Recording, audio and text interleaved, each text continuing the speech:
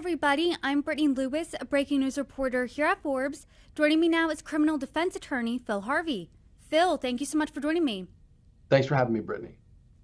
As we all know, last week, Charlie Kirk, a conservative activist and co-founder of Turning Point USA, was assassinated while on stage at an event at a Utah university.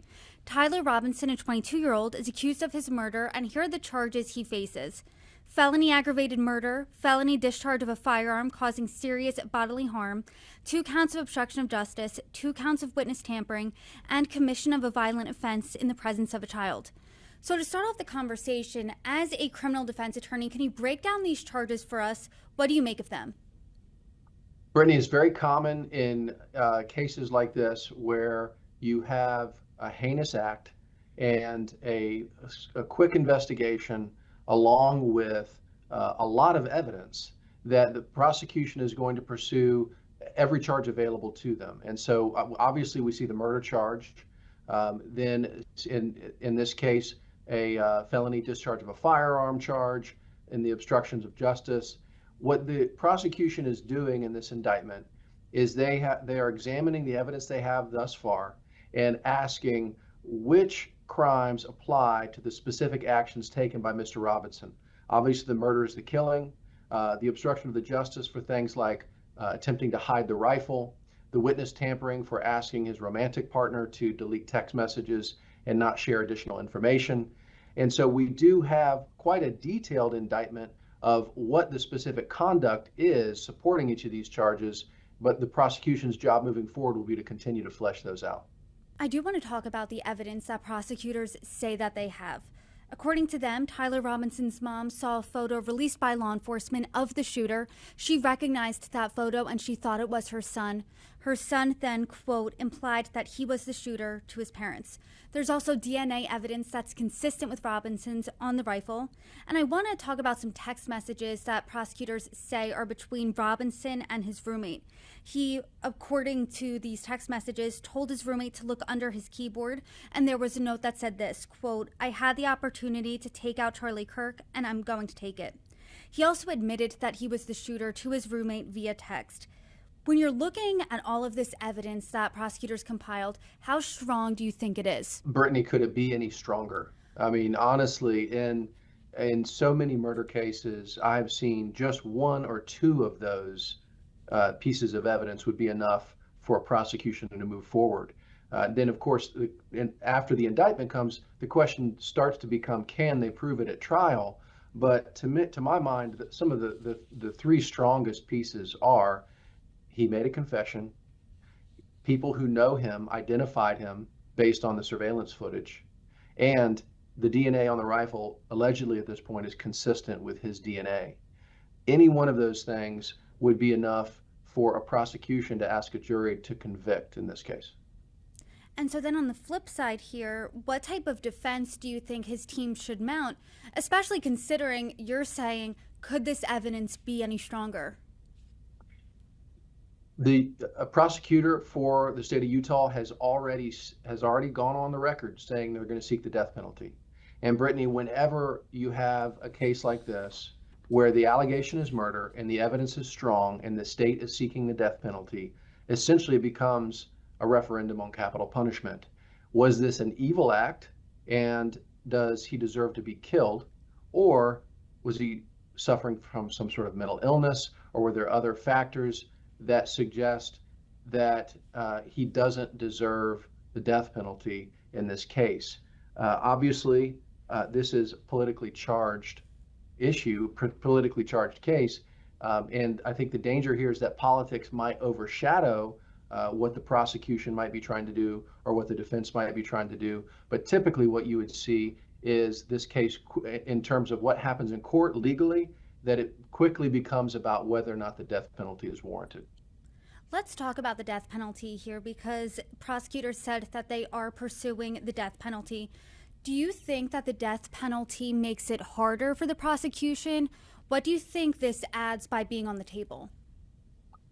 Death penalty cases do tend to take longer.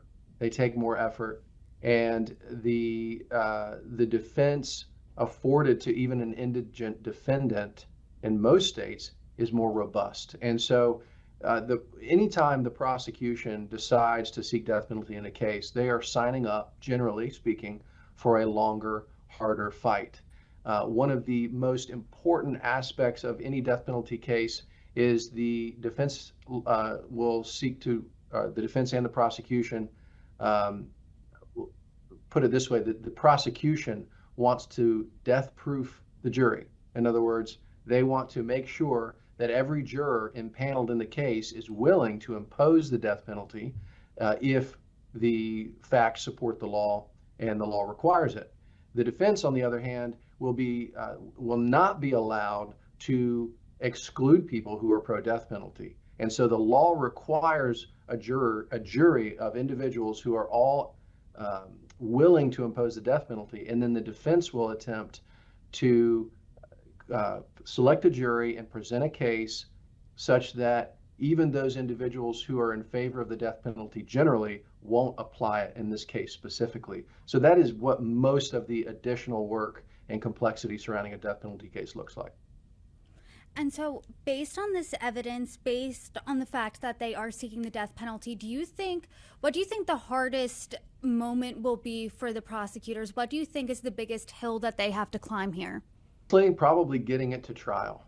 What will happen oftentimes in death penalty cases is the defense will want to uncover every stone in Mr. Robinson's past and every stone in his potential defense to make sure that once the case is presented to the jury, the jurors have enough information to feel like they understand Mr. Robinson and his motives and his actions. And so just that preparation process is probably going to be the hardest part of the prosecution's job. Once they get to trial, again, Brittany, it just seems like the evidence already sounds to be overwhelming, and then it'll be a matter of asking the jury to decide whether or not death is warranted in the case. I do want to talk about the motive because that has been a central point of the conversation when it comes to the assassination of Charlie Kirk. This is what prosecutors have said of the motive so far. The charging document said that Robinson targeted Kirk because of his, quote, belief or perception regarding Charlie Kirk's political expression. Also, prosecutors say that Robinson's mom said that Robinson has been leaning left in his political ideology as of late. And then in a text message, the roommate asked why Robinson would shoot Charlie Kirk, and this is what Robinson texted back, quote, I had enough of his hatred. Some hatred can't be negotiated out. So as a criminal defense attorney, is that a strong enough motive? What else do you think needs to be discovered here? Well, technically, motive is not required under the law for a conviction. What motive does do is it helps paint the picture and perhaps helps the jury understand why a defendant may have acted with premeditation and planning and intent to cause the death. So the short answer to your question is no, the prosecution doesn't need any more evidence about motive. And, I think what the defense will be looking at is you have an otherwise straight A student who certainly was, by all counts, motivated politically, but he seemed to conduct this crime and his actions afterwards to suggest that, how did he think he was going to get away with it? He was sharing, essentially making confessions and sharing details about what he had done with individuals that certainly he thought he could trust, but somehow he thought he could share this openly with other individuals and get away with it. And so I think that while the motive is clear, what was actually going on in his head may be the issue that's more thoroughly litigated in the case. So we just saw this evidence, we saw this charging document just earlier this week. What specifically are you looking out for next? Because we're still in the beginning stages here. The next steps here will be a lengthy discovery process. The prosecution will share information about their investigation with the defense. The defense will need to build a team here. Typically, you're going to have at least 2 attorneys on a death case, as well as perhaps a private investigator, a mitigation specialist, and they'll begin to do their work in their own investigation into Mr. Robinson's life as an individual. So I think what we'll see are several court appearances in the near future where the prosecution and the defense discuss how far along that discovery process is going, and then eventually perhaps a scheduling order where the judge gives both sides some deadlines in the case as they try to get it ready for trial. Well, we certainly have a lot to look out for, and as we see major developments in this case, I hope you can come back on and break them down for us.